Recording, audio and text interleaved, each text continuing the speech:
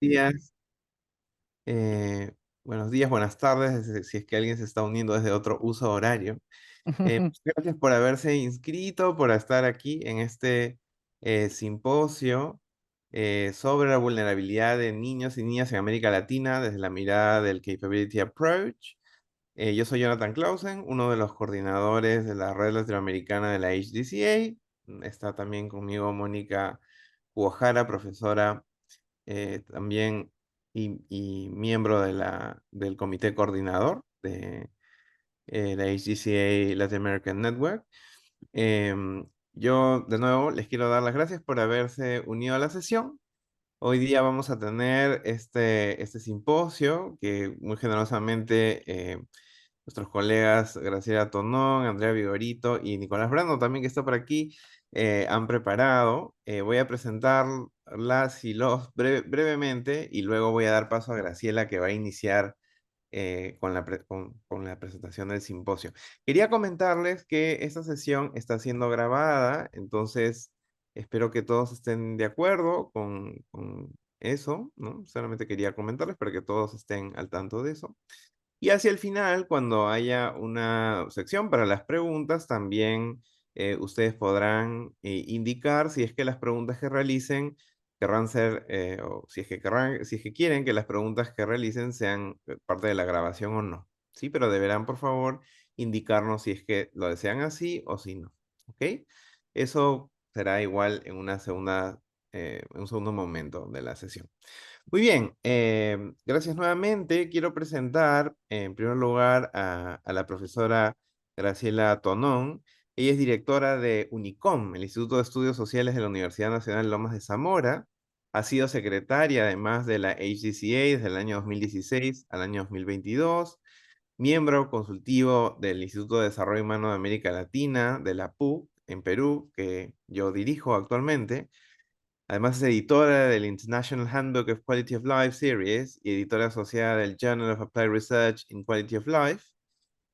Y además, por cierto, experta en estos temas y gran amiga mía. Así que estoy muy contento de estar aquí. También tenemos la presentación que va a estar a cargo de la profesora Andrea Vigorito. Andrea, ella es profesora titular de la Universidad de la República de Uruguay. Además, ella también es investigadora en el Instituto de Economía de la Facultad de Ciencias Económicas y Administración de la Universidad de la República.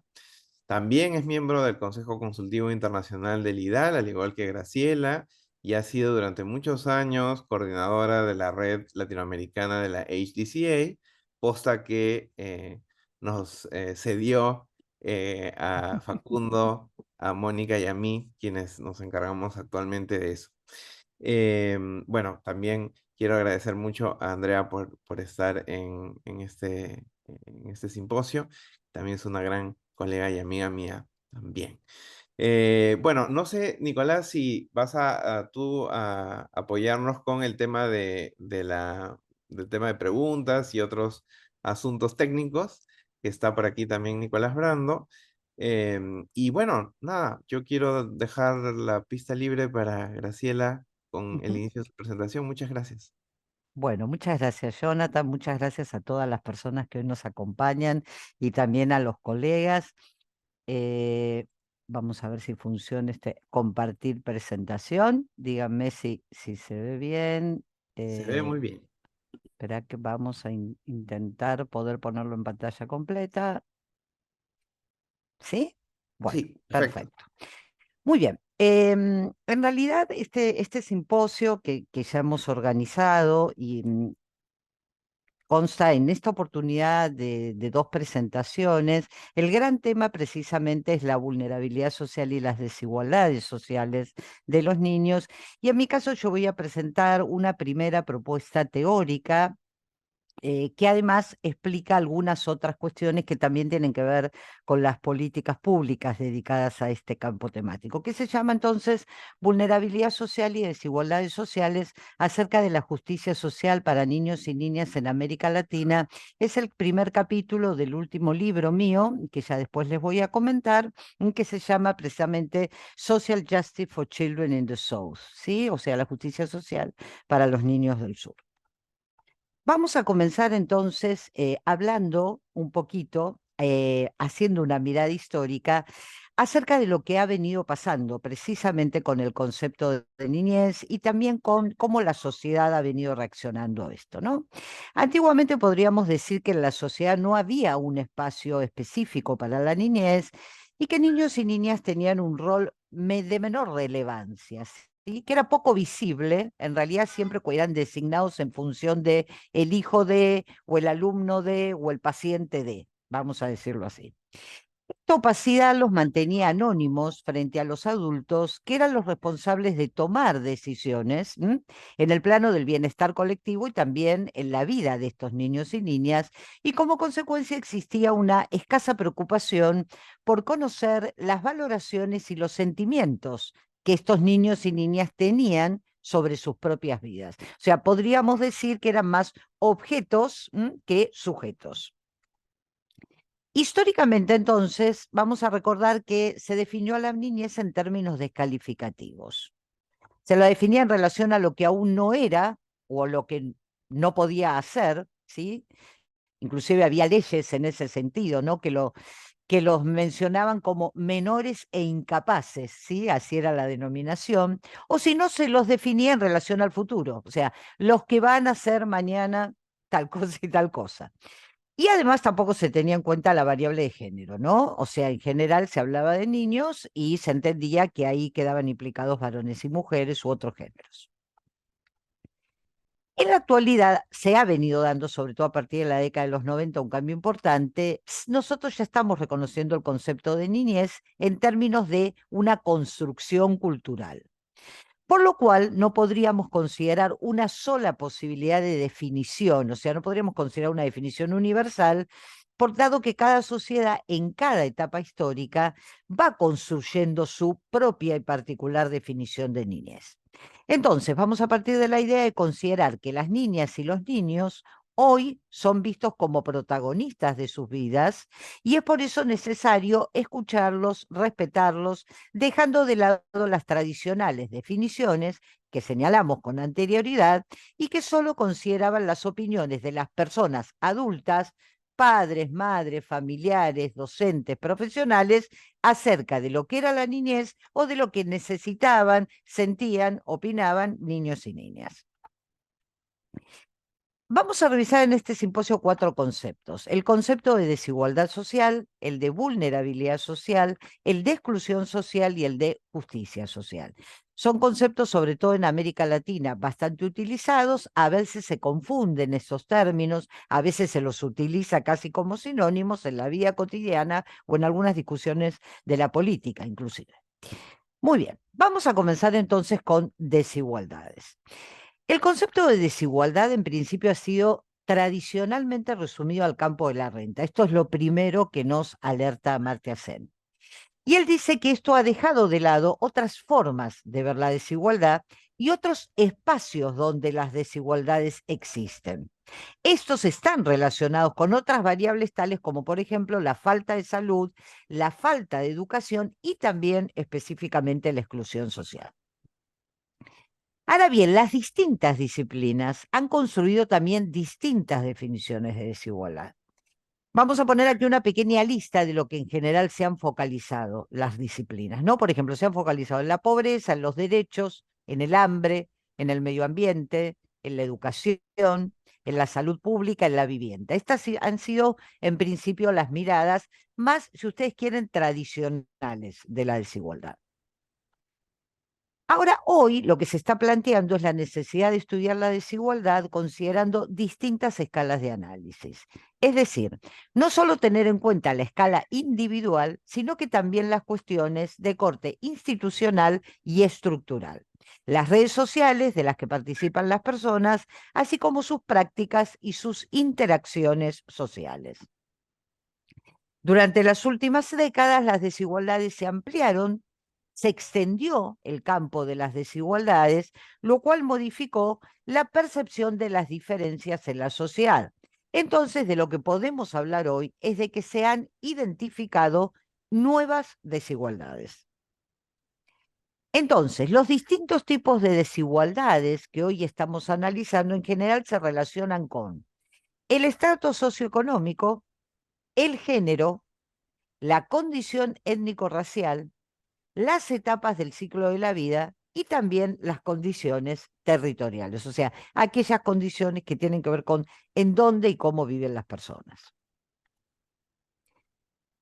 Ahora bien, la CEPAL nos dice ya en un documento del año 2019 que los ejes estructurantes de la matriz de la desigualdad se entrecruzan y se potencian a lo largo del ciclo de la vida de las personas, lo que da lugar a una multiplicidad de factores de desigualdad o también de discriminación que interactúan de forma simultánea o acumulándose a lo largo del tiempo.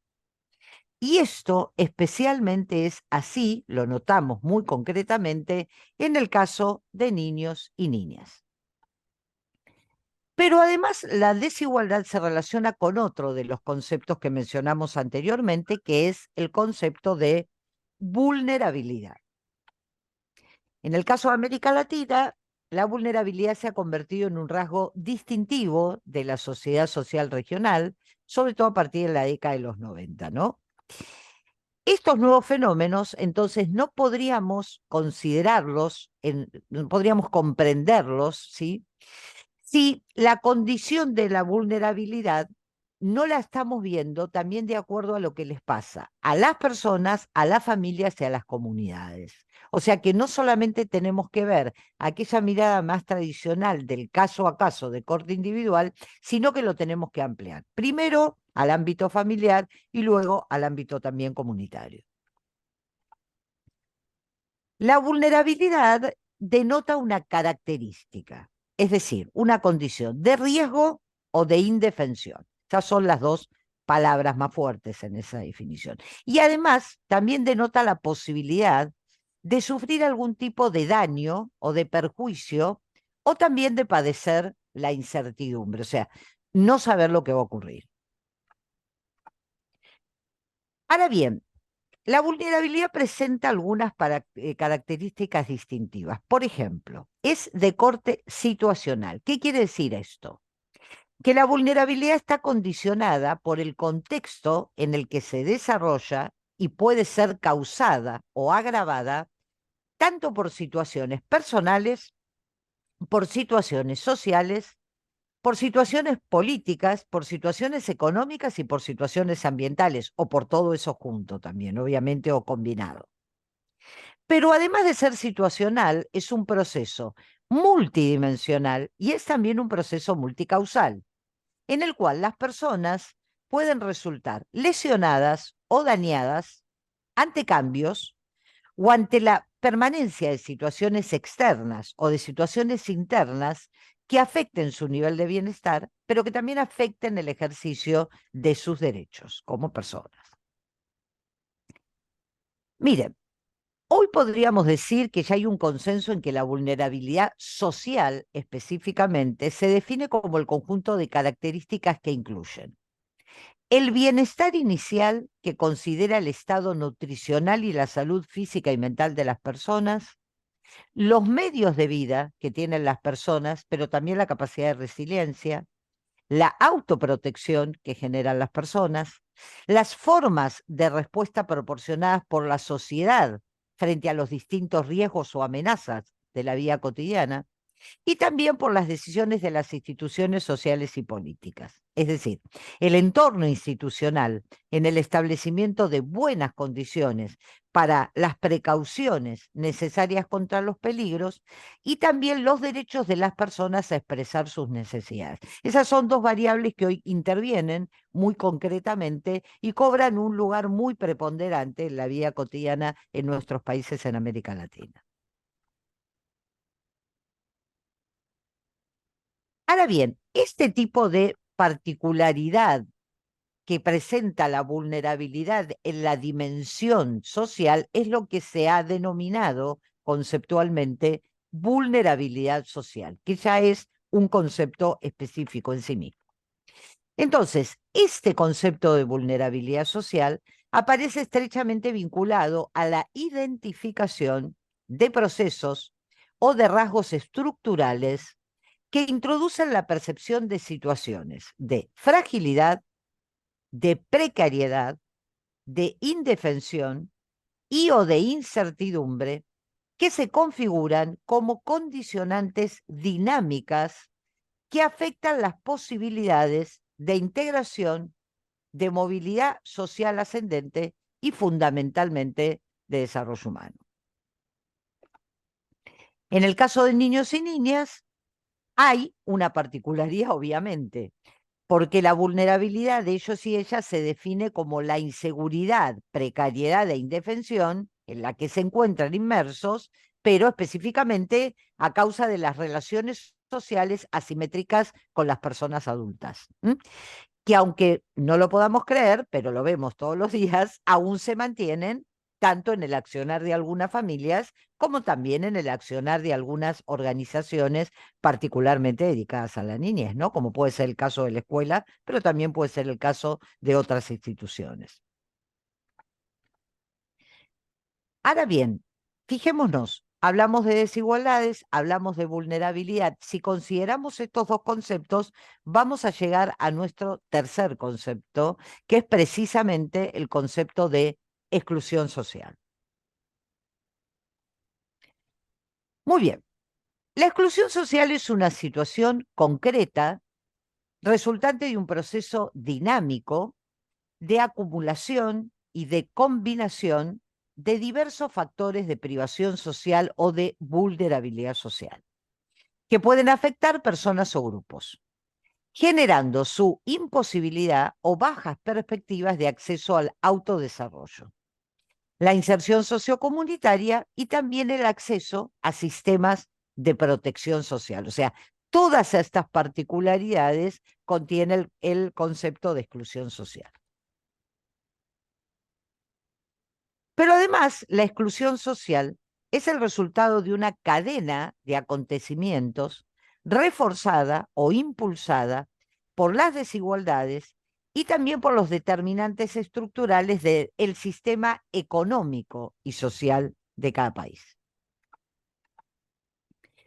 Uno de los objetivos fundamentales de la democracia hoy es encontrar precisamente nuevas modalidades de reducción de las desigualdades y de las vulnerabilidades en las cuales se encuentran parte de la población de los países. Y esto es especialmente así para el caso de las situaciones que viven los niños y las niñas. Entonces, necesitamos avanzar hacia el otro concepto que queríamos tratar en este simposio, que es precisamente el hecho de alcanzar la justicia social para los niños y las niñas de los países de nuestra región. Aquí tenemos que recordar a una autora famosa en el tema de justicia social, que es Nancy Fraser, quien reconoce dos tipos de reivindicaciones en relación a la justicia social. Uno tiene que ver con aquellas reivindicaciones redistributivas que se encuentran centradas en la distribución más justa de los recursos y la riqueza, y la otra tiene que ver con aquellas relacionadas con el reconocimiento, es decir, aquellas cuyo objetivo es lograr que se respeten fundamentalmente las diversidades en el caso de los derechos. Sen, hablando de la justicia social, propone un enfoque de justicia y desarrollo que centre la atención en las libertades fundamentales de las personas, particularmente poniendo atención en el concepto de agencia. Recuerdan que es un concepto que se utiliza de una manera diferente a lo que lo utilizamos en la vida cotidiana, ¿no? En el campo de los negocios, por ejemplo. El concepto de agencia de Sen tiene que ver con aquel protagonismo de los sujetos como actores, ya que estos no pueden verse solo como receptores de prestaciones. De esta manera, los funcionamientos que los niños y las niñas puedan desarrollar tendrán un impacto importante en sus capacidades como adultos, ya que las capacidades que tienen los adultos están condicionadas por sus experiencias vitales cuando eran niños o niñas. Entonces, si hablamos de la justicia social para niños y niñas, podemos recordar el trabajo de Gordon, que precisamente al hablar de justicia social para los niños y las niñas, recuerda estas ideas de Zen acerca de que la igualdad en la justicia distributiva debería concernir a las habilidades reales de las personas para alcanzar diversos funcionamientos valiosos. Es decir, la justicia distributiva debería estar principalmente interesada en lo que las personas pueden hacer y no solo en qué bienes económicos y sociales tienen. O sea, es la idea de ir más allá de los conceptos más tradicionales. Según Zen, es necesario desarrollar inversiones durante la niñez. ¿Y qué quiere decir él cuando habla de esto? Bueno, la inversión durante la niñez, nos dice Zen, que puede mejorar las capacidades futuras de diferentes maneras. Por ejemplo, puede enriquecer directamente la vida adulta al hacerla menos problemática, ya que la seguridad en la niñez puede aumentar las capacidades de las personas de disfrutar de una buena vida. Puede promover la capacidad de las personas para ganarse la vida y para volverse económicamente productivas. Está relacionada con los vínculos sociales, ya que la capacidad de compartir la vida con otros y de participar en actividades sociales es también resultado de las habilidades que las personas adquirieron durante su niñez. Pero además él nos alerta de que esta inversión tiene una gran connotación política, ya que el éxito de la democracia depende de la participación de los y las ciudadanos, ¿sí? Entonces, fíjense resumidamente este planteo de Zen que me parece fundamental, además cuando estamos hablando de América Latina. Para hacer la inversión en la niñez es parte, además del proceso general de desarrollo. Entonces, lo que se requiere es contar con un sistema de protección social realmente eficiente. ¿Cómo define Zen la protección social? Él dice que el concepto sistema de protección social es un marco estable de protección que implica los mecanismos institucionales fundamentales del Estado, así como el apoyo extraordinario que el Estado también tiene que brindar a sus ciudadanos y ciudadanas en situaciones de emergencia. Pensemos en una inundación, en un incendio forestal, en un terremoto o en cualquiera de otras de estos tipos de situaciones.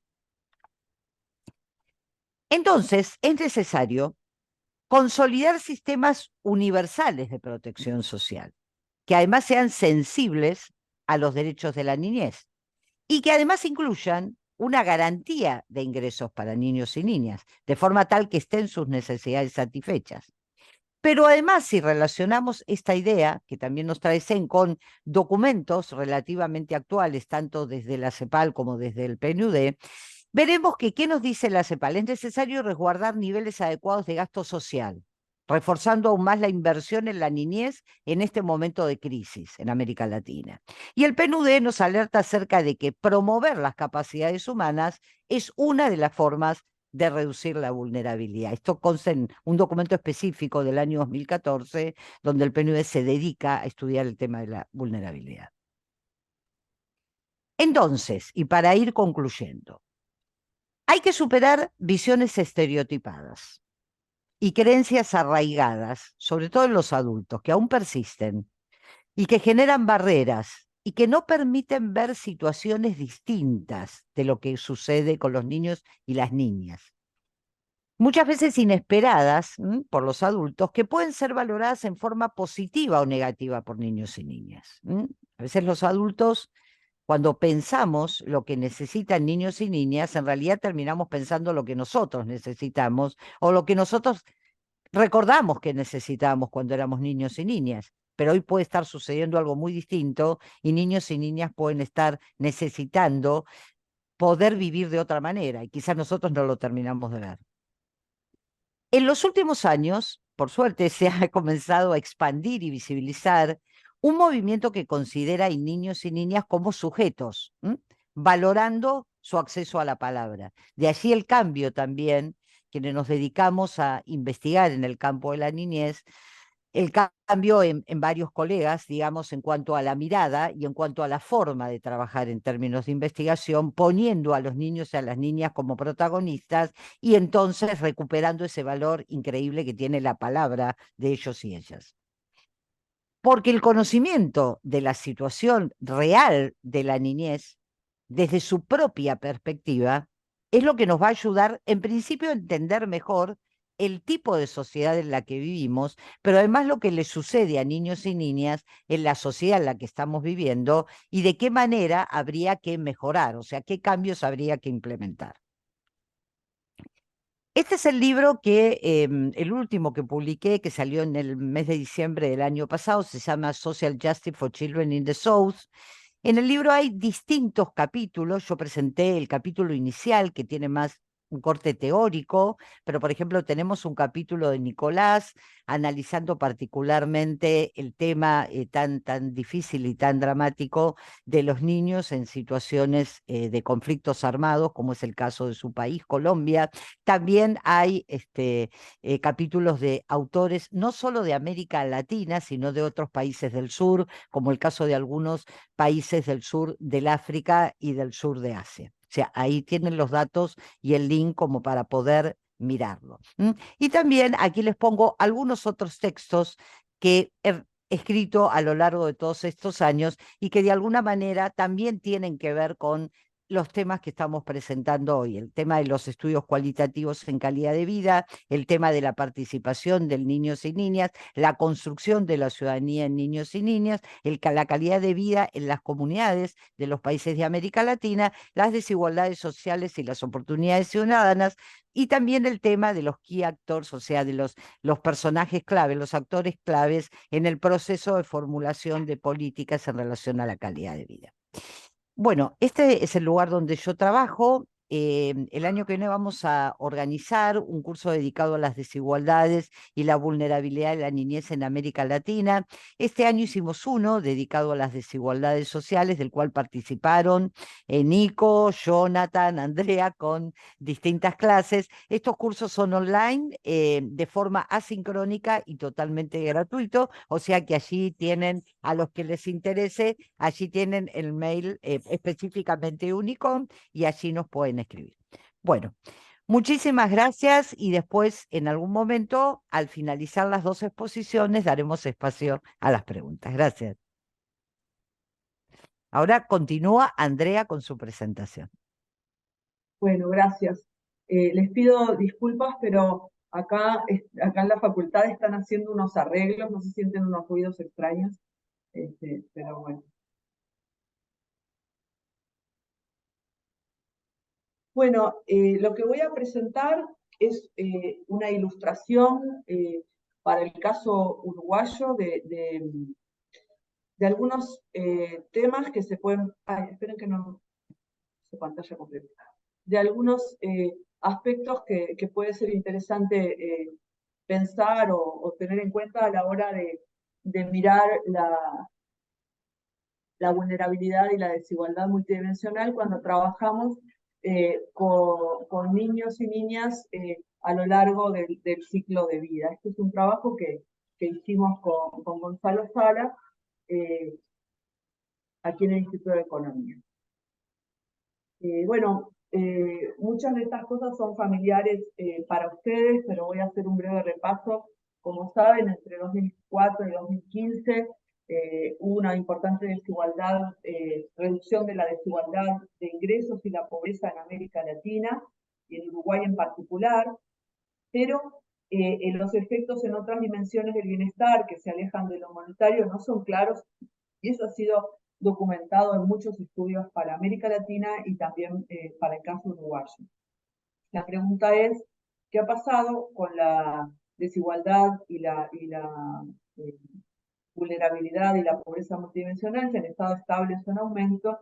Y también esto plantea nuevas preguntas sobre qué pasó en la crisis de recuperación del COVID y post-COVID. de las estimaciones que plantea CEPAL, vemos que en términos de pobreza monetaria ya casi todos los países, excepto Uruguay, volvieron a los niveles pre-COVID, que también obviamente que tienen fuertes problemas estructurales de por sí, no son de fácil reducción. Sin embargo, en el propio periodo de reducción de la pobreza monetaria y la desigualdad, se encuentra que, a pesar de que muchas políticas se focalizaron en los hogares con niños, por ejemplo, las transferencias monetarias, etcétera, perdón que me puse a mirar, pensé que tenía un mensaje en el chat, dicen si se puede hacer preguntas por el chat, entiendo que sí, que pueden ser verbales o por el chat. Entonces, pese a que hubo políticas destinadas a los hogares con niños, las brechas de privaciones permanecieron incambiadas en casi todos los países de la región y aún en Uruguay se ensancharon. O sea, toda la pobreza monetaria bajó, pero la brecha de los hogares con niños con respecto al resto de los hogares permaneció o aún se amplió. El otro tema que creo que Graciela lo desarrolló mucho, así que voy a hacer solo una referencia, es la relevancia del desarrollo infantil intrínsecamente, o sea, por los propios desarrollos de las capacidades de los niños y demás, y por sus consecuencias en el ciclo de vida. Pese a eso, la mayor parte de los análisis de los que disponemos en América Latina y en general en los países en desarrollo, son de corte transversal o de paneles cortos, como los que tienen algunas encuestas de hogares que siguen más o menos por un año a los hogares. Entonces, las preguntas de más largo plazo son difíciles de contestar. Una excepción es el panel Young Lives que llevan en Perú. Entonces, sin embargo, para poder contestar algunas preguntas vinculadas con la evolución en el mediano y largo plazo de las privaciones en la infancia, necesitamos trabajar con datos longitudinales, es decir, que sigan a las mismas personas a lo largo del tiempo, y eso es lo que vamos a hacer en este trabajo. ¿Qué hogares salieron de la pobreza? Es otra pregunta, porque, como dice Ravikant Kaur, a veces hay como la tentación de hacer políticas para el indicador y que terminen saliendo de la pobreza los hogares que están más cerca. Entonces, las implicaciones, quienes salen de la pobreza, varía según la movilidad dinámica hacia adentro y fuera de la pobreza, y eso ha sido estudiado sobre todo en los países desarrollados que tienen estudios longitudinales. Entonces acá lo que queremos hacer en este trabajo son tres cosas. Analizar la evolución de la pobreza y la desigualdad multidimensional en una cohorte que vivió sus primeros años en una crisis, porque nacieron en 1997 y 98, y tuvimos una fuerte crisis económica financiera en el Cono Sur en 2001 en Argentina y se transmitió acá en 2002, pero esa crisis tuvo su pico en pobreza en 2003.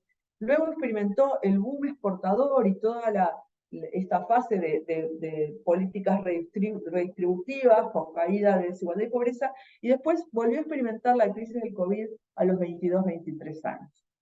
Entonces, identificar, además de eso, los factores asociados a salir y entrar en situación de pobreza y qué eventos desencadenantes son más relevantes. Esto sobre todo, esto está hecho para 99-2003, todavía no lo podemos hacer para la crisis actual, y analizar en general la vulnerabilidad a la pobreza monetaria y multidimensional. Bueno, ya y más en este auditorio es claramente súper acordado que la pobreza es un concepto multidimensional, más allá de que hay discrepancias sobre cuáles son las dimensiones relevantes, que eso tiene que ver desde aspectos de justicia social, como mencionaba Graciela, hasta cuál es el foco del problema que queremos estudiar. Sin embargo, a pesar de que existe un amplio conjunto de estudios de corte transversal que miran la pobreza multidimensional, existen bastante menos que trabajen con desigualdad multidimensional. Por otro lado, estudiar las dinámicas de salida de la pobreza y entrada, para lo cual existen como tres grandes enfoques. las tasas de entrada y salida y las matrices de transición, mirando, bueno, alguien que estaba en pobreza en un periodo, cómo se ubica en el periodo siguiente, la identificación de la pobreza transitoria y crónica, como dos, una es una contingencia y la otra reflejaría condiciones más estructurales, y el enfoque de trampas de pobreza, que se ha seguido también por parte de autores vinculados al enfoque como a Paolaza y Jaloneski, bueno, becaría, etc. Nosotros acá, en este trabajo, vamos a utilizar el primer enfoque. Y después, una cosa que queda muy de manifiesto, hay un trabajo bueno, para Perú y otros que lo muestran, es la dependencia de los movimientos en pobreza multidimensional de las dimensiones y de los indicadores específicos utilizados.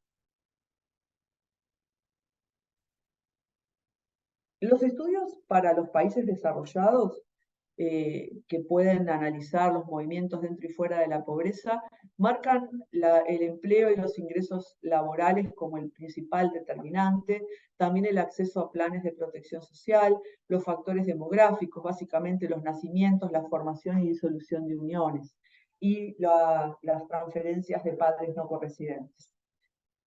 Lo otro es que es interesante que lo señala este trabajo, que ya tiene 2 décadas de Bradbury, Jenkins y Mittelwright, es que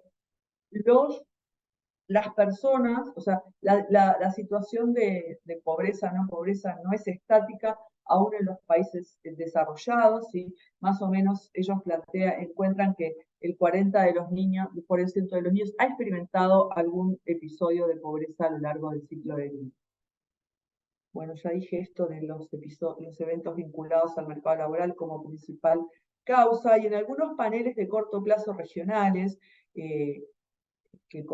basados en las encuestas de Argentina, Brasil, Costa Rica, Ecuador y Perú, Beccaria, Roxana Mauricio encuentran resultados similares. También hay trabajos para Brasil y Chile que encuentran que el determinante principal es el tema del empleo y la condición laboral. La mayor parte de los estudios de largo plazo, por lo que decía antes, se basan en el panel de Young Life, que tiene en América Latina relevamiento en Perú. Hay hay 2 trabajos para Vietnam que encuentran que la pobreza monetaria fluctúa más que la multidimensional.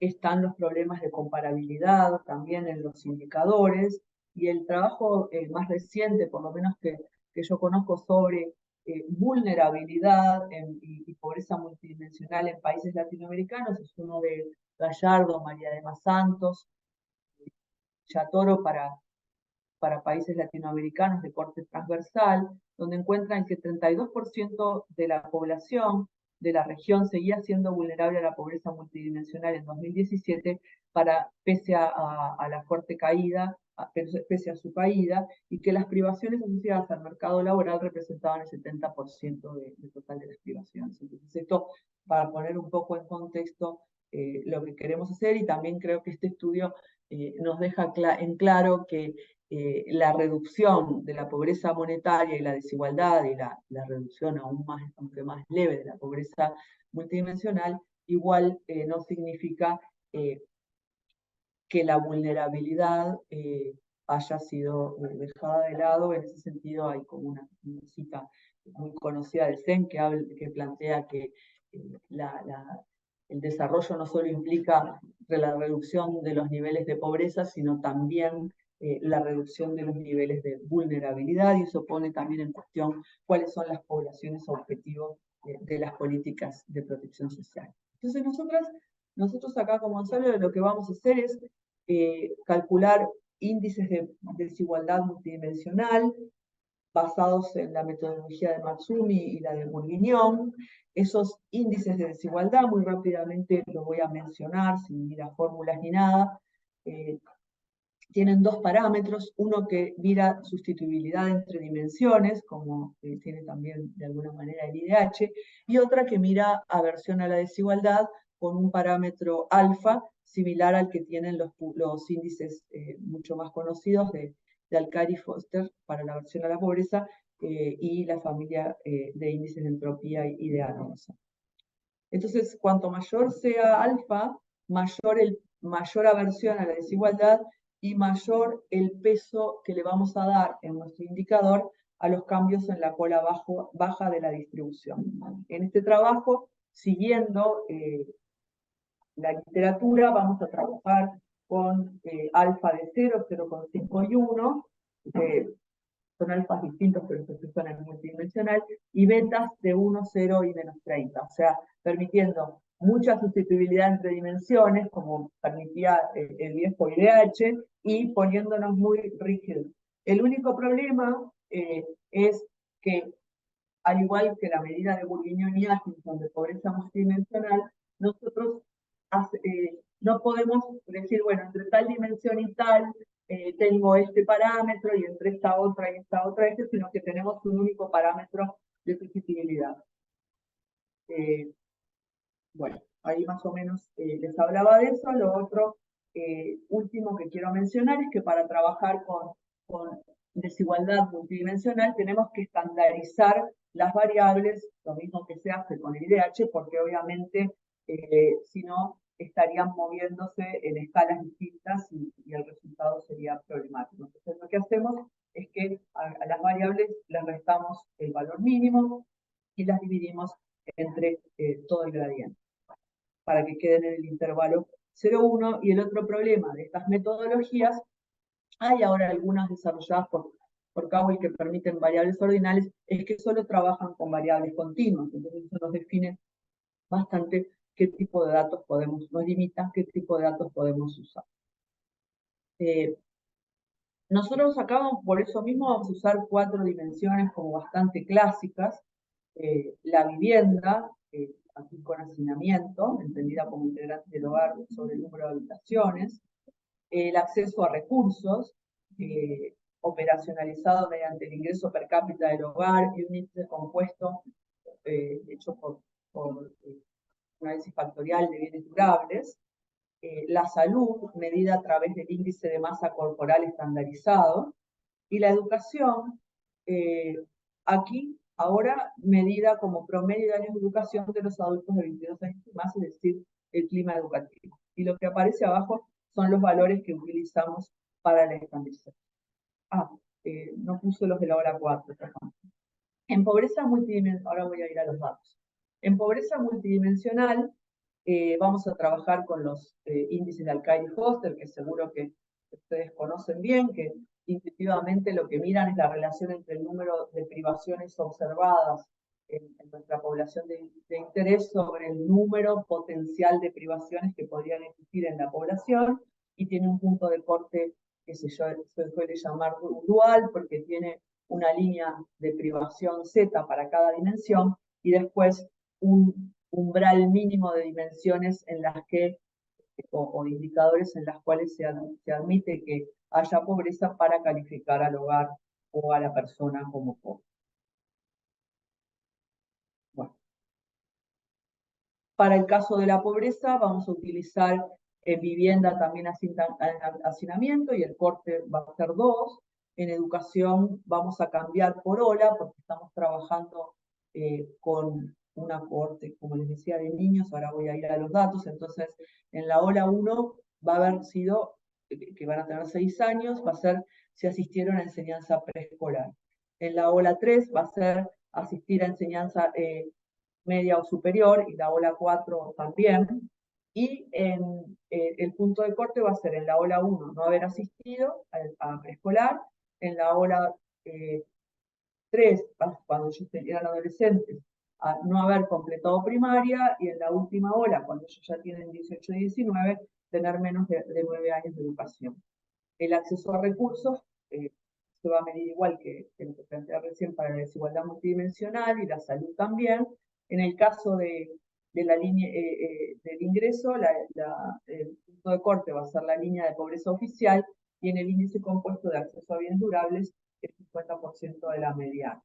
En el IMC vamos a trabajar con el umbral de baja masa corporal de menos de 2 desvíos, y hacemos otros cálculos con más de 2 desvíos, pero estos últimos no los voy a presentar.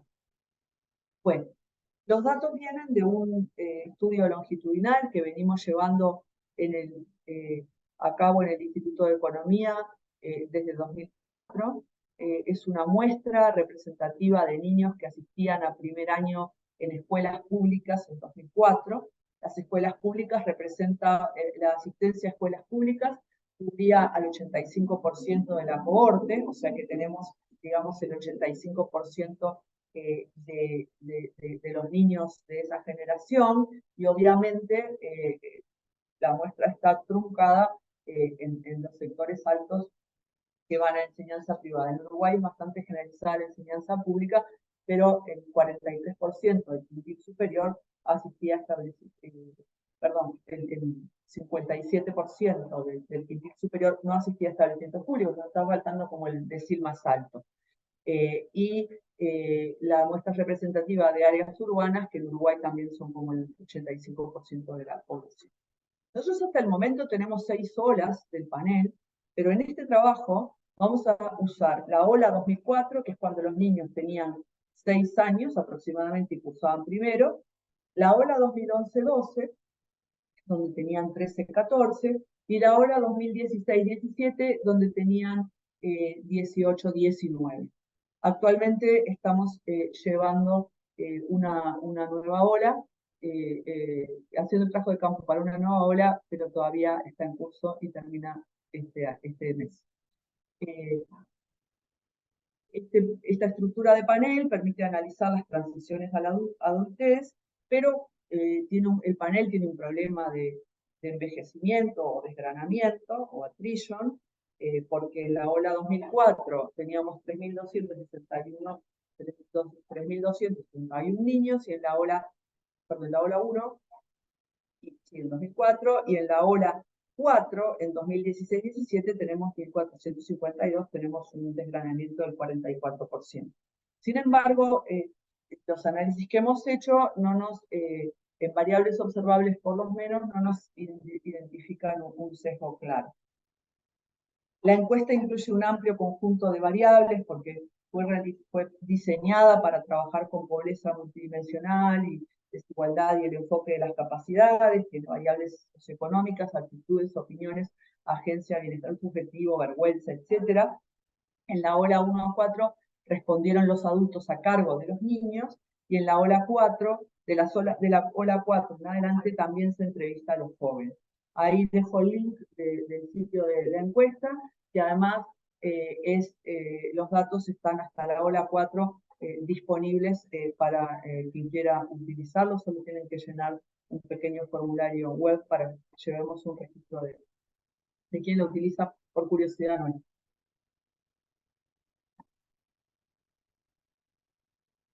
Antes de pasar a mirar los resultados propiamente dichos acá, les traigo un cuadro que tiene la valoración media de las dimensiones que hacen los jóvenes y que hacen los adultos en la ola 4 cuando ambos fueron entrevistados. Y el cuadro tiene también una apertura, o sea, el cuadro tiene las valoraciones que hacen los jóvenes, y el gráfico tiene la comparación entre los jóvenes y los adultos. Entonces, esto para decir que la definición de dimensiones es problemática y puede variar con niveles educativos, con edad, etc. Con Alina Machado hicimos otro trabajo donde hicimos una consulta y todo esto se vio bastante, pero hay algunas que emergen como salud, educación, ingreso. Es interesante ver que en los jóvenes hay como una valoración mucho más alta de la situación emocional y los vínculos que en los adultos, pero también menos valoración del empleo, pero en términos generales, digamos que las dimensiones medio asociadas al IDH aparecen siempre como las primeras. En estos gráficos, lo que vemos son los índices de Gini para cada una de las dimensiones del estudio. Perdón que que las gráficas tienen los subtítulos en inglés. En hacinamiento vemos, estamos comparando la ola 1, es decir, 2004, con la ola 4, es decir, 2017-18. En la ola 1 observamos, en el periodo observamos una caída en la desigualdad de hacinamiento, educación, aunque muy ligera, ingresos más profunda y bienes durables, o sea, lo vinculado al comando sobre recursos, y en sentido contrario, el índice de masa corporal, donde la dispersión aumenta. Si miramos cómo evolucionó la pobreza en la gráfica del costado, vemos también que en la ola, la fuerte caída de la pobreza de ingresos, bastante más acusada que la caída de la desigualdad, la línea verde, ¿no? Para varones, para niñas y para el total, hay una caída importante de la pobreza monetaria, mientras que también del hacinamiento y del indicador de bienes durables, pero capaz que no se ve porque la escala es distinta, pero bueno, el bajo peso permanece igual, pero el índice de masa corporal en obesidad y sobrepeso se incrementa. Y abajo lo que estamos mirando es las transiciones, es decir, en estas dos paneles de arriba lo que miramos es los valores como si fuera una encuesta de cross-section, ¿no? O sea, y abajo miramos qué pasó con las personas, cómo transitaron, ¿no? Si transitaron a un quintil más alto o más bajo, y vemos como sobre todo lo rojo es el quintil 1, lo verde es el quintil 3 y el oscuro es el quintil 5, y básicamente vemos lo que se ve en toda la literatura de movilidad y demás, que es una mayor inercia en las colas, ¿no? Es decir, que quienes están abajo es más difícil que hayan cambiado y quienes están arriba también, y los cambios suceden en los sectores medios. O sea que esto habla de una fuerte persistencia, a pesar de que pasaron casi más de 10 años, 15 años entre una y otra ola, aún con una pasada, con una fuerte mejora en la situación económica. Acá están los índices de desigualdad multidimensional de Bourguignon con distintos parámetros y también las persistencias, es decir, qué valor tenía del índice por quintiles un determinado hogar en 2004 y cómo saltó a 2012 y a 2017, y vemos de nuevo la fuerte persistencia en las colas, el 71% entre 2004 y 2012 del que estaba en el quintil 1 se mantuvo ahí, y el 51% para el quintil alto, y si miramos más largo plazo, 2004-2017, la mitad permaneció en el quintil 1 y el 37% arriba, o sea que esto habla de la persistencia. Observamos también entre olas una caída de la desigualdad multidimensional, sobre todo entre 2004 y 2012, pero tomen en cuenta que en el mismo periodo que está de esta ligera caída, ahí quedaron cosas pegadas, el Gini de ingresos pasa de 45,3, 40,3 a 37,8. Y los ingresos más altos se mantuvieron participando en el 14%. Lo vemos de otros trabajos que hemos hecho. O sea que la caída de la desigualdad multidimensional, que depende un poco de la combinación de parámetros, es también mucho más leve que lo que observamos en la desigualdad de ingresos, ¿no? Por ejemplo, si miran ola 1, alfa 1, beta 0, o sea, 0,21, 17 en 2004, en la ola 1, eso pasa a ser 0,1952 en la ola 4. Con menos 31 pasamos de 0,24, de 0,34 a 0,28, es una caída mayor, o sea, acá depende de las combinaciones de parámetros, pero en general la evolución no sería tan abrupta como, o sea, tan de mejora como lo que vimos en el caso de la desigualdad de ingresos. El indicador de pobreza multidimensional muestra que la pobreza, acá tenemos el M0 para, ay, perdón que me queda la barra justo arriba para las zonas 1 y 4, con distintos valores de K. Entonces ahí vemos que con K igual 1 la pobreza multidimensional cayó ligeramente, pero permaneció constante con K mayor que 1, es decir, cuando le exigimos más de una dimensión de privación. Las privaciones son menores en las niñas, y ahora vamos a ver por qué. El acceso a recursos y vivienda explica el 97% de la pobreza en la primera ola, pero cae a 70% en la segunda por aumento de la contribución de la educación, que pasa del 2% al 24%. Esto es porque los niños asistían todos a la escuela, pero al pasar a la ola 4, en Uruguay hay una enorme desvinculación educativa entre el primer y el segundo ciclo de secundaria, y esto tiene efectos acá. Y ahora vamos a conversar un poco más sobre estos hallazgos, pero básicamente lo que estamos viendo es una muy ligera reducción de la pobreza multidimensional en línea con lo que muestran otros trabajos, y que lo que encontrábamos en versiones anteriores de este estudio, que analizábamos OLA 1 y OLA 3, pero no podíamos ver qué pasaba cuando los jóvenes habían transitado la adolescencia. Acá lo que vemos es las transiciones dentro y fuera de la pobreza, entre olas 1 y 4, ¿no? Quienes quienes estaban en pobreza en las dos olas, o sea, lo que podría ser una aproximación a la pobreza estructural. Acá vemos que el ingreso exhibe fuerte persistencia, pero también fuertes tasas de salida. Observen lo que pasa con la educación, con la barra de la educación, que casi todo es pobreza en una de las olas, entrada a la pobreza, están como corridas y eso es porque justamente por el abandono educativo que vuelve como dinámica la pobreza multidimensional.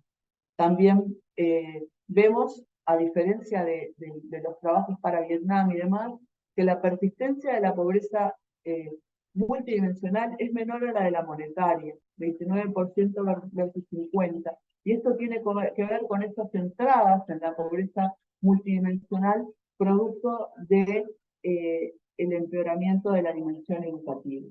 Los factores asociados a la salida de la pobreza son los clásicos: el educativo, a favor, mientras que el tamaño del hogar, la procedencia étnico-racial afro-uruguaya, el nivel de desempleo, hogar monoparental, negativamente asociado, y los hogares extendidos con signo ambiguo.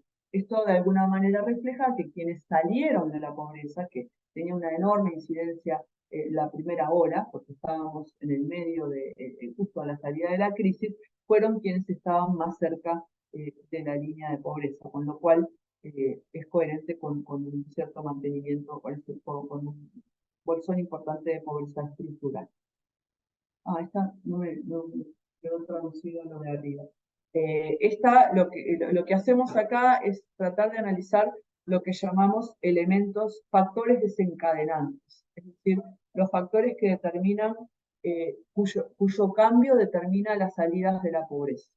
Y a grandes rasgos lo que encontramos es que hay un conjunto de factores que identifica la literatura previa, como aumentos en el ingreso per cápita del hogar, cambios en los arreglos familiares, ya sea transiciones hacia hogar monoparental, reformación de pareja, etc., y acceso al sistema de protección social muy extendido en Uruguay, de asignaciones familiares, que coadyuva a la reducción de la pobreza monetaria y sobre todo el empleo materno y el aumento del ingreso per cápita, pero no colabora con la caída de la pobreza multidimensional. Fíjense ahí la diferencia enorme que hay en las variaciones, lo cual sugiere, bueno, la reducción de la pobreza multidimensional requiere mover otro conjunto de cosas otras políticas y otras acciones que lo que pasa con el acceso de la esfera de los recursos, y también porque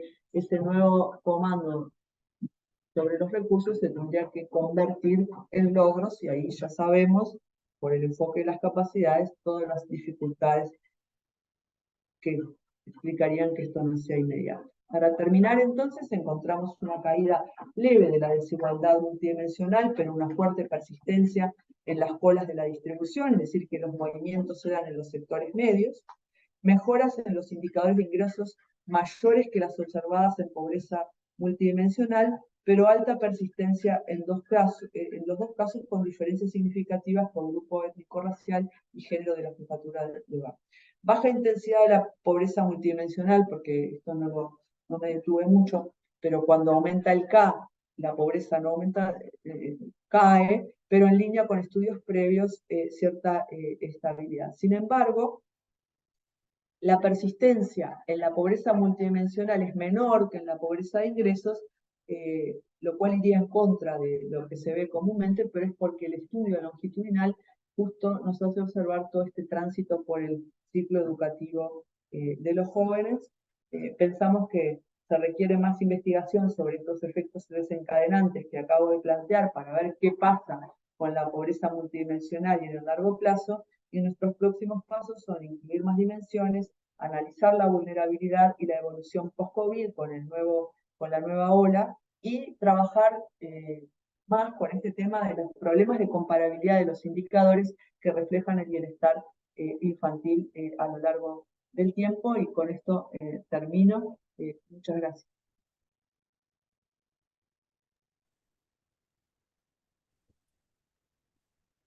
Muchas gracias, Andrea y Graciela. Creo que Jonathan ya se fue, entonces yo me encargaré de moderar las preguntas. Me encanta volver a oírlas a las dos hablar de este tema. Podremos Gracias. volver a hacer este seminario una tercera vez en otra lengua. ¿Cómo no? Si tienen preguntas pueden ponerlas en el chat o si quieren prender la cámara también.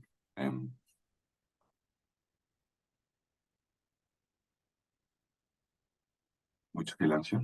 Pues si quieren empiezo yo. Entonces abro con una pregunta general para las dos. Yo creo que algo que viene a la cabeza es pensar en cuáles son, en la opinión de ustedes, los obstáculos, por un lado los obstáculos y por el otro lado los potenciales en Latinoamérica para lidiar, por un lado, con el tema de vulnerabilidad social, vulnerabilidad multidimensional que mencionó Graciela, y por el otro para implementar políticas públicas para la reducción de las desigualdades. Lo pregunto por los ambos lados, obstáculos y potenciales. Por ejemplo, se me ocurre que el hecho de que ya en Latinoamérica tenemos muchos países, no sé, Colombia, Chile, México, ya el sistema multidimensional de análisis de pobreza ya está instaurado en gobiernos. Esos ya son, digamos que, pasos positivos para instaurar políticas públicas en esta dirección. Y eso es preguntar a las dos cuáles son las limitaciones y los potenciales particulares de la región. Bueno, para mí, ustedes recuerden primero cuando yo contesto que primero que nada yo soy trabajadora social, ¿no? Entonces, siempre me lleva mucho a mis pensamientos todos los años vividos trabajando en la calle, que fueron 25, son muchos.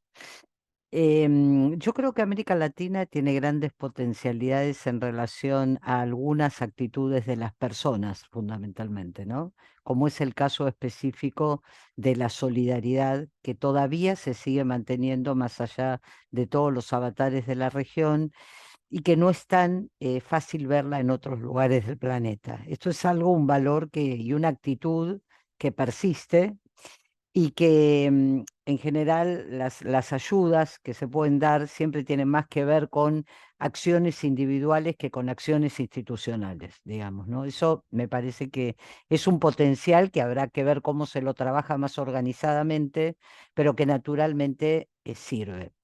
En el caso de cómo resolver cuáles son los obstáculos, yo creo que el primer obstáculo importante sigue siendo el sistema político, el tipo de sistema político que tenemos en lo formal y los actores de ese sistema en lo concreto. Con todas las diferencias que puede haber entre nuestros distintos países, esto de verdad es un obstáculo al cual, evidentemente, como pueblos no le estamos encontrando la vuelta, ¿se entiende? O sea, nuestros políticos no están respondiendo a nuestras necesidades, por decirlo. Ya no importa ni siquiera de qué partido sea, no voy a eso. Voy a un fenómeno más de corte transversal para la región, ¿no? Entonces, me parece que, y después están otras cuestiones que tienen que ver con los, si vos querés, con algunas matrices culturales más antiguas, donde todavía cuesta ver al niño y la niña realmente como sujetos de derecho, no en la declamación discursiva, porque eso lo dicen todos para quedar bien. Yo digo en lo concreto, a la hora de decidir, por eso hice mención al trabajo social, porque una cosa es cuando uno tiene el caso delante, tiene que tomar una decisión, y si uno solo se basa en lo que dicen los adultos acerca del niño o la niña, o si de verdad los escucha, con todo lo que implica escucharlos, porque entonces hay que comprometerse a darles una respuesta. ¿Se entiende? Que es bastante más difícil asumir una responsabilidad frente a un niño o una niña que frente a un adulto. Esto lo digo desde el trabajo profesional cotidiano, no es una cuestión de teorización, es una cuestión concreta, ¿no? Y entonces a veces eso también se confunde con dejar, la gente cree a veces que respetar al niño y la niña también es dejarlos que hagan lo que quieran, cuando ahí aparece la situación de exposición a distintos peligros de la vida cotidiana. Entonces, poder trabajar todo eso en el día a día se torna complejo, pero de cualquier manera en los años que yo tengo, que ya son muchos, he verificado un avance que primero tuvo que ver con el cambio de discurso, como yo digo, para quedar bien, y después en algunos casos y en algunos emprendimientos serios tuvo que ver con el cambio real. Igualmente, claramente, no estamos respondiendo a las necesidades de este sector de la población y estamos de alguna manera invirtiendo menos, aunque pareciera que se coloca más dinero. Supero el tema del dinero, voy más a la cuestión de lo que pasa con las personas, ¿se entiende?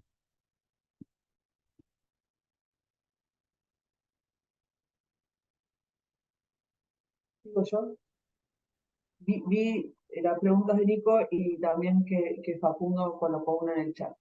Eh, Desde el punto de vista que lo puedo mirar yo más económico, más estructural, el tema es que que la solución de los problemas de la pobreza infantil y no solamente se, se resuelven atacando,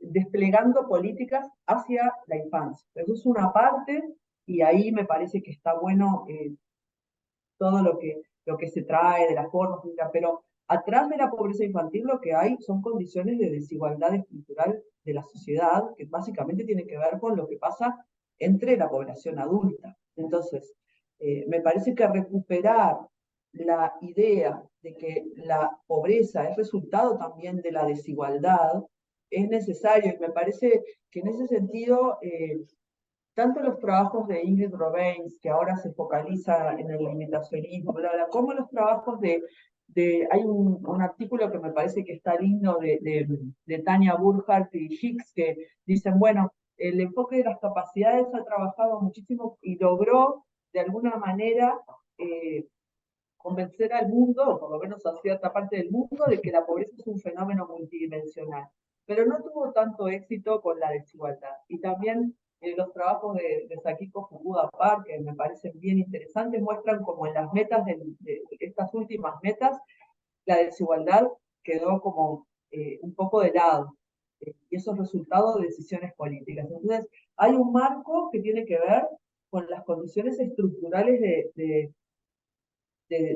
distributivas de la sociedad en su conjunto, de la cual, por la vulnerabilidad en el ciclo de vida de los hogares por niños, se manifiesta también en la infancia.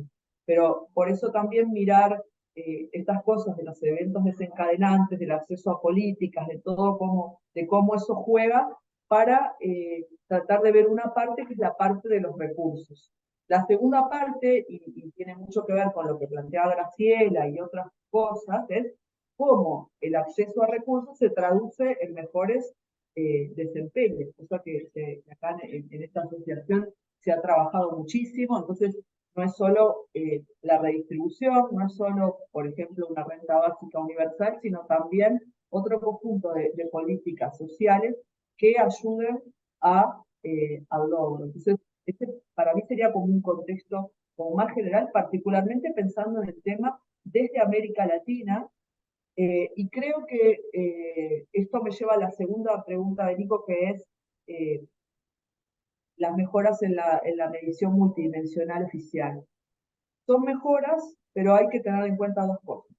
No necesariamente en los países donde hay medidas oficiales de desigualdad, perdón, de pobreza multidimensional, se colocan al mismo nivel que la pobreza monetaria. A veces hay un Ministerio de Desarrollo Social o algo parecido que publica la pobreza multidimensional y un instituto de estadística oficial publica la pobreza monetaria y esa es la que se usa en los discursos públicos. Entonces, el disloque sigue. Segundo, por todo lo que plantea Graciela y por cosas que también se ven en mi trabajo y en el trabajo de María Emma y demás que citaba sobre la vulnerabilidad, no hay que focalizarse solo en la pobreza, sino hay que pensar en la población potencialmente privada. Entonces ahí creo que hay que salir de tener medidas solo de pobreza y tener también medidas de desigualdad y medidas de vulnerabilidad.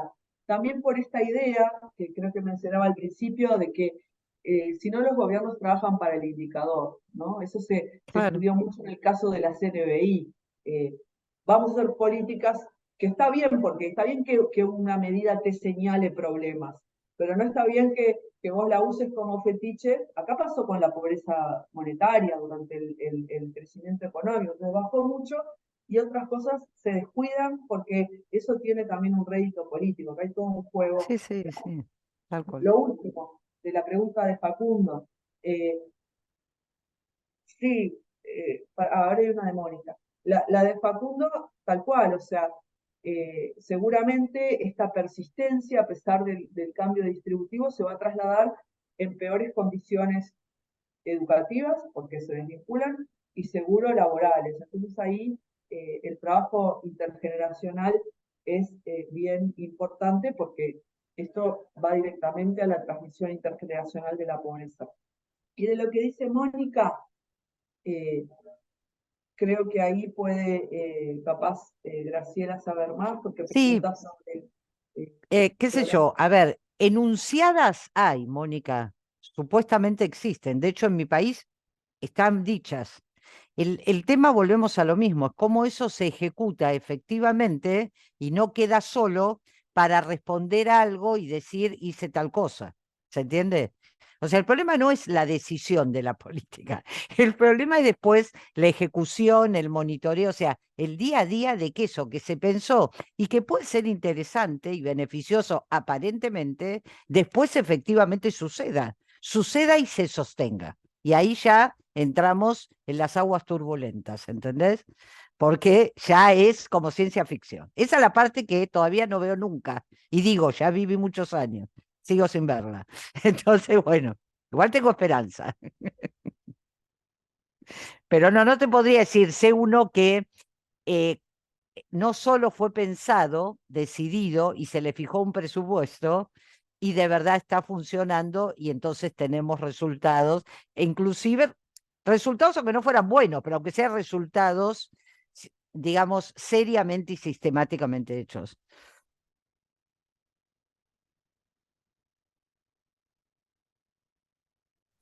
No veo más preguntas del público. Pueden escribir o pueden alzar la mano. Y pueden, si hay algún portugués parlante, puede escribir o hablar y Mónica nos Claro. ayuda con la traducción también. Pues sí, mientras la gente piensa preguntas, esperemos que... Yo puedo preguntar otra.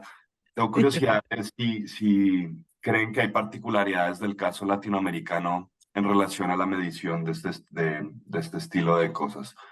Porque me da la sensación de que siempre se menciona la necesidad de adaptar estos índices a los contextos locales, pero en general digamos que las variaciones que se ven son más digamos que, dónde ponemos el nivel de pobreza, dónde ponemos el estándar de, ¿no?, de acceso educativo.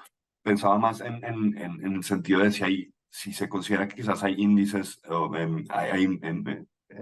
indicadores distintos que sea necesario analizar, quizá no específicos para Latinoamérica, pero quizás para países en vías de desarrollo en oposición a mediciones de pobreza, desigualdad o vulnerabilidad en Europa y sí, y en el norte atlántico. Digo, yo creo que hay buenos intentos en América Latina, a veces de gente seria que estudia lo que se produce en otros países y trata de revisar y decir, bueno, esto se hizo en tal lugar, en tal otro, ¿qué de esto yo podría aplicar a mi contexto? ¿Qué le tendría que agregar? Inclusive te digo, en el caso específico de desigualdades, hicimos un trabajo en algún momento con Paul Anand, basándonos en un primer trabajo de él, que después fuimos mejorando, que fue un trabajo que hicimos en distintos países, te hablo hace como 10 años de esto, cuando estas cosas recién empezaban, ¿no? Pero hay otra dificultad, me parece más importante, que a veces hay equipos en universidades o en institutos de investigación que producen algo novedoso, eso jamás llega al circuito de las políticas.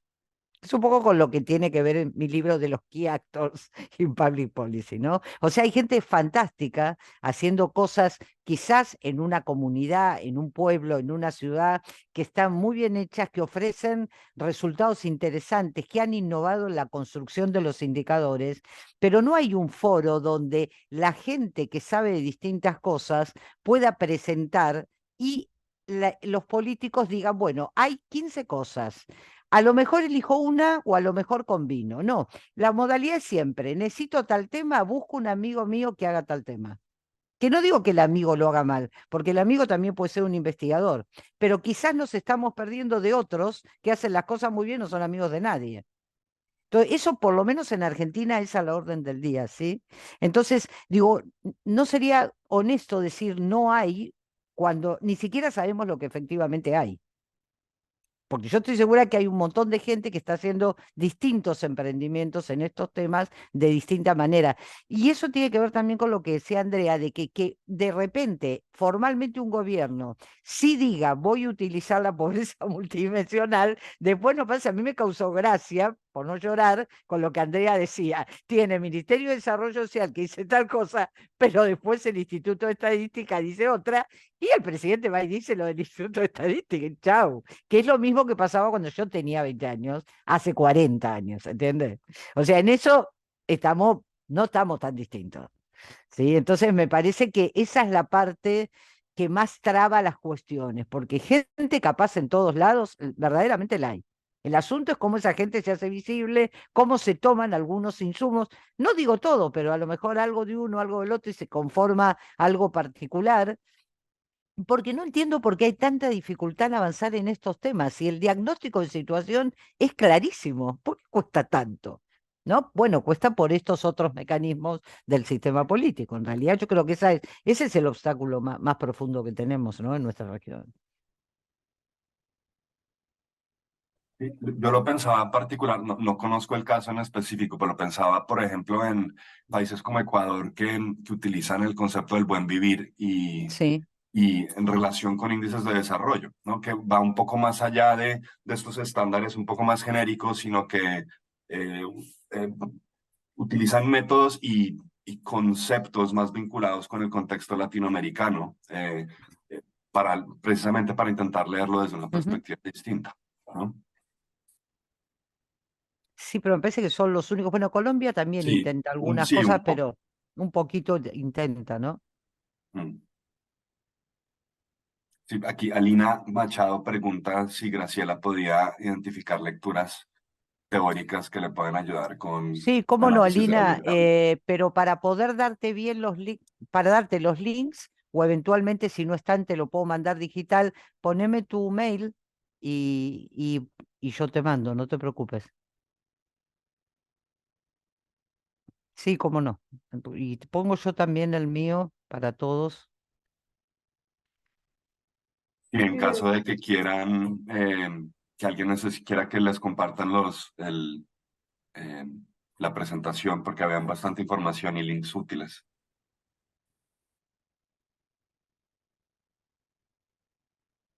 Yo quería agregar una cosilla nomás que, de la pregunta, que es que hay también un debate que me parece interesante eh, de si, que es viejo, pero que es sobre la conveniencia de usar sistemas de indicadores versus índices agregados.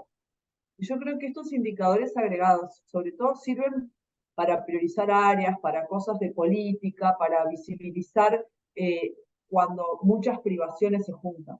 Pero a la hora de diseñar políticas, lo que hay que hacer es entender con profundidad cada dimensión. O sea, porque las políticas orientadas para bajar la pobreza multidimensional en sí dependen de si es educación, o sea, que creo que hay una utilidad de visibilización de estos indicadores agregados, pero la profundización exige ir dimensión por dimensión. Y en eso hay una tensión, porque es verdad que los índices multidimensionales son atractivos, porque a la gente le interesan los rankings, bla, bla, bla, pero también nosotros tenemos que hacer en línea con lo que decía Graciela, de la difusión, como contribuir a la discusión pública, mostrando también las limitaciones de estos indicadores, ¿no? Y no transformarlos de nuevo en el orden sagrado. Después, algo interesante que creo que pasa en los países europeos es que la pobreza, pero también tiene sus problemas, no es relativa sino absoluta, o sea, perdón, no es absoluta sino relativa, entonces se vincula más a la idea de desigualdad, la forma de medición en los países europeos, no así en Estados Unidos. Ahora, también cuando hubo crisis, eso también presentó problemas porque caía la pobreza en la crisis de 2008 en España, cuando la gente, en términos absolutos, se volvía cada vez más pobre. Entonces, también como creo que la idea de sistemas de indicadores sin enloquecer a la gente, también contribuyen a generar como una cultura más de discusión. Por ejemplo, en el caso del empleo, no se trabaja solo con el índice de desempleo, se habla, está como más aceptado que tenés que mirar, por más que es limitado, el empleo, la informalidad, en la discusión más periodística me refiero, en pobreza y en desigualdad, eso está mucho menos aceptado y entonces la discusión se vuelve mucho más parcial. Y otra cosa, Andrea, que se me ocurre escuchándote, una cosa interesante también que siempre hay que revisar en esto del lugar de los sujetos en las investigaciones. Nosotros ahora tenemos un nuevo, dentro de las cosas que trabajamos de desigualdad, un proyecto dedicado más a la relación en el caso de las desigualdades urbanas. Recuerden que Lomas de Zamora está ubicada en un lugar de extrema desigualdad en el conurbano, que tiene que ver, o sea, fundamentalmente lo estamos haciendo con los estudiantes de la universidad. En relación, una de las dimensiones tiene que ver con el empleo, otra con la cuestión comunitaria, con distintos tipos de desigualdades. Y en realidad preparamos un cuestionario que deviene, ¿no?, de otros que hemos venido haciendo, digo, siempre también integrando algunas cuestiones del denominado primer mundo, y antes de hacer cualquier cosa se lo pasamos a un grupo específicamente para que lo comentaran desde sus vivencias, qué otras cosas ellos más preguntarían o no de las situaciones que concretamente viven, sobre todo en relación al trabajo que puedan o no tener hoy, o sea, al acceso al trabajo y al trabajo que tienen, al empleo, y también en cuanto a la movilidad y a las condiciones de su vida en la comunidad. Increíblemente, no es este el momento para comentarlo en detalle, pero digo, ellos nos corrigieron cosas que no tienen que ver con la realidad de ellos. Y nos dijeron, esto no se pregunta así, se pregunta así, esto ya no tiene nada que ver preguntarlo, pregunten esto otro. Gente que no, a ver, segundo año de la universidad fue el grupo, ningún conocimiento de instrumento, de nada, ¿sí? O sea, la realidad concreta. Entonces a mí me pareció, más allá del resultado, que ya tenemos como 600 respuestas del cuestionario que quedó después, ¿no? Pero más allá del resultado que dé, me quedo mucho más en la situación de eso, no fue una prueba piloto, fue chicos, díganos si esto está bien, por decirlo fácilmente. Y hubo muchas cosas que no lo estaban, pero no lo estaban porque técnicamente estuvieran mal, porque la población que iba a contestar ya no se sentía representada por ese tipo de preguntas, que es otra cuestión a revisar también, ¿no? Cuando se piensa tan universalmente, hacemos algo para todos y se pierden una cantidad de posibilidades de partes de la realidad que finalmente nadie aborda porque nadie la pregunta. Entonces me parece que, a diferencia de cómo me formaron a mí para la ley universal hace 40 años, hoy esto ya claramente no va. O sea, vamos a tener que pensar también esas cuestiones, ¿no?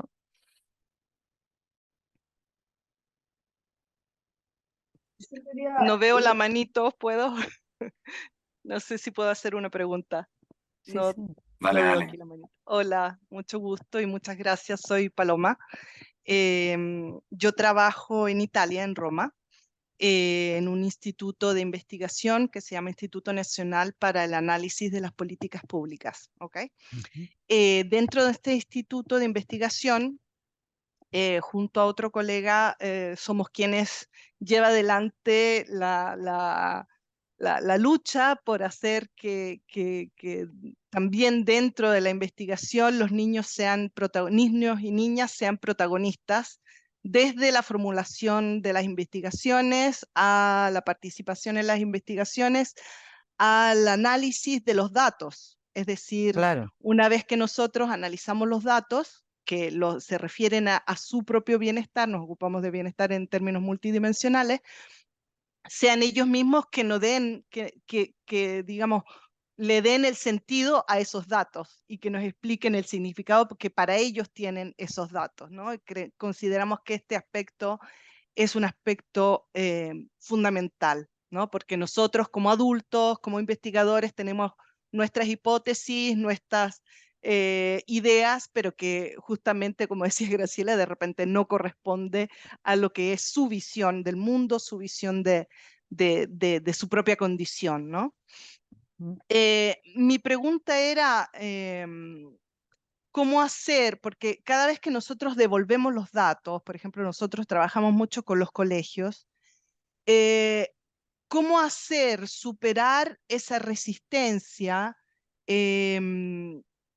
en que siempre la primera respuesta es, por parte de los adultos, es, bueno, son percepciones. Es que los niños lo ven así, pero esa no es la realidad. Es decir, siempre hay como una enorme resistencia a reconocer efectivamente el hecho que quién mejor que ellos puede saber efectivamente cuál es su condición, ¿no?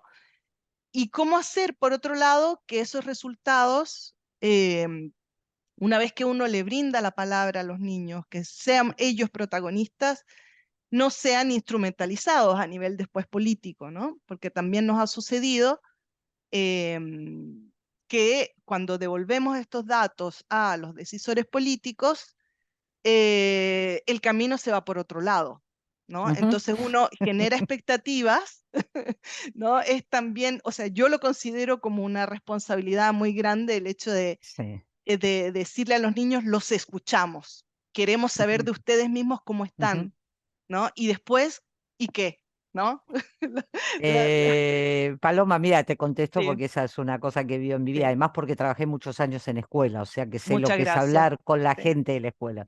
De cualquier manera, lo que estás planteando en el libro mío de Key Actors in Public Polity of Life está dicho cómo lo podrían hacer. No lo voy a explicar ahora, pero fundamentalmente la cosa no pasa quizás, para decir tres palabras, por presentarle los resultados. Hay que hacer otras cosas antes. Hay que hacer otras cosas antes para que ellos tengan ganas de escuchar los resultados. La escuela es la institución que yo más he amado. Fui 10 años trabajadora social de escuela, pero también la institución más difícil. Puede hacer todo bien o puede obstaculizarte absolutamente todo, porque los directivos en general se sienten siempre en peligro de lo que venga de afuera, en cualquier país del mundo. Entonces, lo primero que hay que hacer es resolver eso. Si no, no te van a escuchar ningún resultado y si te lo escuchan no va a servir casi para nada. Ya te lo digo fácil. Ahora, si querés, fíjate el libro o te lo mando Con léetelo. gusto, por favor, Y sí, después, no, sí, o sea, el muchísimo libro gusto. no habla solo de escuela, habla de todo. No, no, Tiene distintos perfecto, capítulos, perfecto. Sí, pero te sí, explica algunas claves y te da como un modelo operativo de qué hay que hacer cuando uno va a presentar resultados. Que esa perfecto. sería la primera parte. La segunda parte, que tiene que ver que no los usen los políticos, eso es imposible que suceda. Un político siempre va a usar todo. Entonces hay que dar la cosa preparada de tal manera que cuando los usen no violen los derechos de nadie. Lo que pasa es que yo soy además doctor en ciencia política, ¿se entiende? Entonces, si hay algo que más o menos conozco, es lo que le pasa a esa gente. Es lo que le pasa a cada colectivo profesional. Nosotros los investigadores tenemos lo propio, los profesionales de mi profesión tienen lo propio, los políticos tienen lo propio, todos tenemos algo. Entonces hay que saber qué hacer con eso. Pero bueno, escribime y lo conversamos en detalle. Pero está bien, vos Muchísimas actuaste de gracias. manera lógica y honesta. Cuando uno va a manejar la política, hay que hacer otras cosas además. Si no es muy Muchas gracias. frustrante y te Así sentís muy es. usado, digamos. Sí, ¿Sí? y sobre todo ellos, ¿no? Yo No, siento que nosotros, como totalmente, investigadores, tenemos una totalmente. responsabilidad muy fuerte y hay como un compromiso en el momento en que se les da la palabra y se les dice que esa palabra tiene un Totalmente, valor. Entonces, si totalmente. después esto no es escuchado o es, digamos, instrumentalizado, entonces una pena muy grande. Bueno, Gracias. no, de nada, al contrario. Tengo una última pregunta para cada una de ustedes.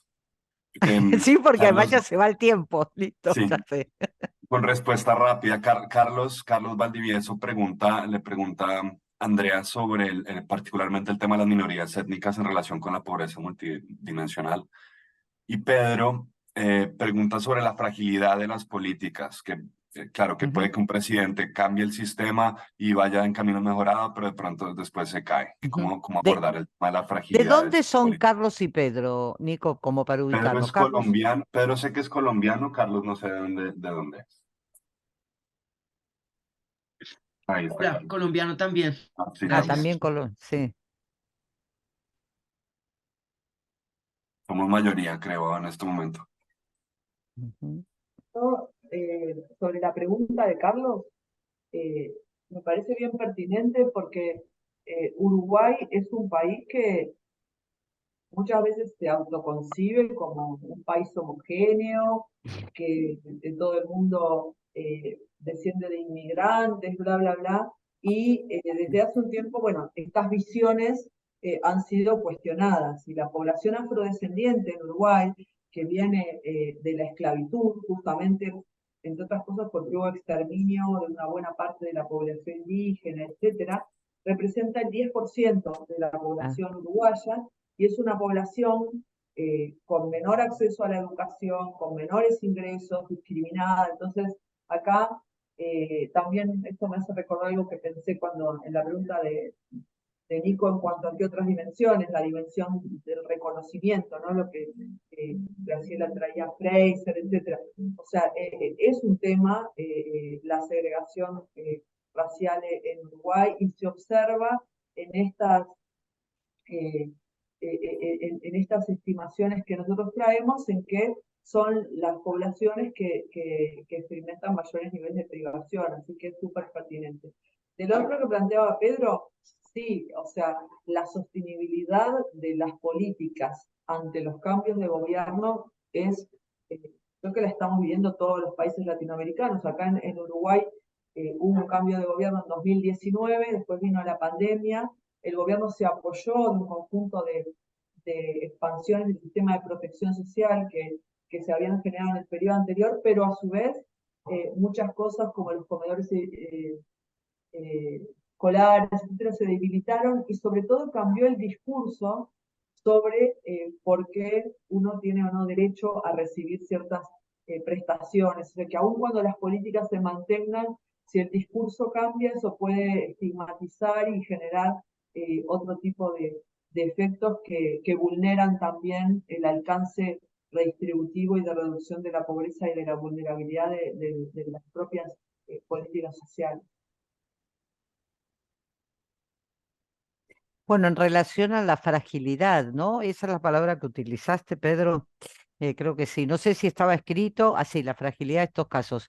Bueno, es la característica, es difícil porque en realidad es una característica de nuestros países, digo, ¿no? O sea, el tema es que cada gobierno que comienza siempre necesita cambiar todo lo que estaba. Nosotros difícilmente tenemos planificaciones a largo plazo en la política. Es como que cada uno hace lo que le pareció que era lo mejor y en general siempre está en desacuerdo con el anterior, aunque inclusive en algunos casos pertenezcan al mismo partido político, ¿eh? Entonces eso es una característica contra la que hay que luchar. Digo, ¿no? Ver si se puede recuperar lo que sirve y pensar cosas a largo plazo. Pasa que la particularidad de la política del ejercicio en América Latina es totalmente personalista. Se piensa en función de tal presidente con nombre y apellido. Y no hay, como había quizás hace muchos años, una planificación a largo plazo, más allá que ese largo plazo implicara 4 presidentes distintos, por ejemplo, ¿no? Uruguay es bastante más ordenado, pero bueno, tendrá lo suyo, pero siempre, Andrea, estás lejos en condiciones óptimas respecto al resto, ¿no? Por ahí vos no lo vivís tan así, pero para los que estamos en otro lado, amamos Uruguay, digamos. Pero también es cierto que son menos millones de personas, ¿no? Digo, cuanta más gente, todo se complica mucho más, eso también es cierto. Entonces, pero sí, hay muchísimos libros escritos acerca de eso y por el momento no le estamos encontrando la forma de resolverlo. No sé si exactamente es fragilidad o si tendríamos que ponerle otro nombre en términos de teoría política, pero sí se entiende. Y lamento decirte que no leí nadie todavía, ni he experimentado nada que te pueda dar una respuesta de la fórmula mágica de cómo se resuelve. Me parece que en términos generales hay que pensar más por el bien común a largo plazo y no tanto por el éxito personal en un periodo de tiempo, ¿no? Me parece que esa sería un poco la respuesta. Y quizás ahí, pero volvemos a lo mismo, es parte de la matriz cultural, con lo cual no es fácil resolverlo, ¿sí? Sí, quizás por medio de constitucionalización de ciertos derechos a necesidades básicas, pero sí. Bueno, yo creo que estamos bien de tiempo. Sí. No queremos alargarlo demasiado tampoco. Muchas gracias, Andrea y Graciela. Em, fue una conversación muy agradable. Espero que hayan disfrutado. Muchas gracias también al grupo a la Red Regional de Latinoamérica, por apoyar esto. Ujú.